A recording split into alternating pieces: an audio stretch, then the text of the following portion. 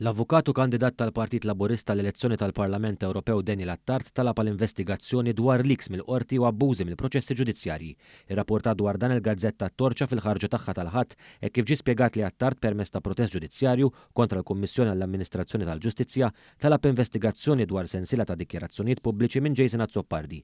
Dikjarazzjonijiet pubbliċi fejn fihom Azzopardi nnifsu jiftaħar li għandu aċċess għall-informazzjoni li qatt ma seta' kellu aċċess għaliha.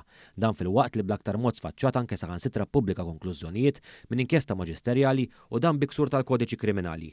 Fost oħrajn fil-protest ġudizzjarju li daħħal Attard tagħmel aċċenn għal dikjarazzjonijiet minn Jason Azzopardi, fosthom kien hemm dik ta' 17 Ottubru li għadda fejn Jason Azzopardi sostna li fit tliet xhur li ġejjin, partikolarment f'Novembru u Diċembru, se jsaħħu aħbarijiet f'pajjiżna mill-aspett ġudizzjarju li se jkunu qawwija ħafna. Hawn Dr. Daniel Attard sostna li fil-waqt li dan ċar u inekwievoku li tali dikjarazzjonijiet u oħrajn sussegwenti li saru minn Jason Azzopardi kellhom l-intiża li jiddistabilizzaw il-proċess ġudizzjarju u influenzaw l-ġudikanti konċernati bil-konsegwenza li jimminaw ir-reputazzjoni tal-qorti.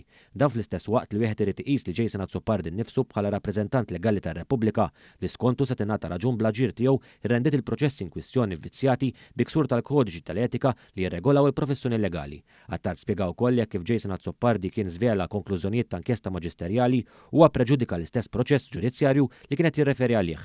Dr. Daniel Attard tenna li huwa ċar li għal dawn l-aħħar xhur u anke snin kien hemm individwi jew soċjetajiet b'interessi politiċi li kjerament qed jużaw l-istituzzjonijiet ġudizzjarji bħala arma biex jieħqu l-għanijiet malizzjużi tagħhom billi jesponu u jippubblikaw informazzjoni li f'ċertu każi tkun manipulata bil-konsegwenza li jitfgħu dell-ikraħ fuq il-qrati tagħna u l-proċeduri ġudizzjarji b'mod ġenerali. Għalhekk b'din l-investigazzjoni Attard hemm jgħid li jistenna li l-Kummissjoni għall-Amministrazzjoni tal-Ġustizzja tieħu dawk il-passi kollha neċessarji u teżerċita skont kull liġi dixxilpina fuq avukati fit-twettieq tal-professjoni tagħhom biex tassigura li l-integrità tal-istituzzjonijiet ġenerali ta' pajjiżna ma tiġix mittifsa u dan billi kull min ħareġ l-informazzjoni li l-avukat Azzopardi ftaħar li għandu u kif ukoll min kien b'xi mod responsabbli għall-aġir illegali allegatament imwettaq iwieġeb għal emilu.